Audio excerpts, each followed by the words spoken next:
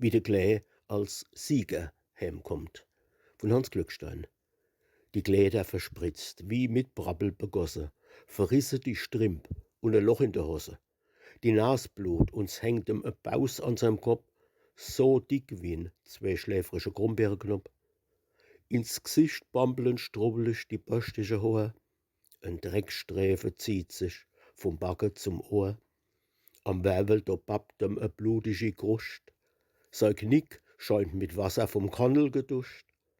Die Finger verschunne, die Bratze verkratzt, ein Ärmel bis Nuff an die Achsel geplatzt. Die Schuh sind durchwäscht bei dem Bube Geborzel, zwei Baggerzäh wackeln bis Nuff an die Wurzel. Der Stoßzahn, der groß, auf der anderen Seite drüber, ist draus auf'm Spielplatz als Opfer geblieben.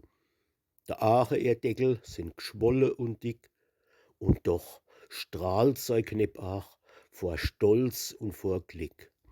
Was liegt em an Hosse, an Zäh und am Riecher? Beim Ringen, da war er, der einzige Sieger.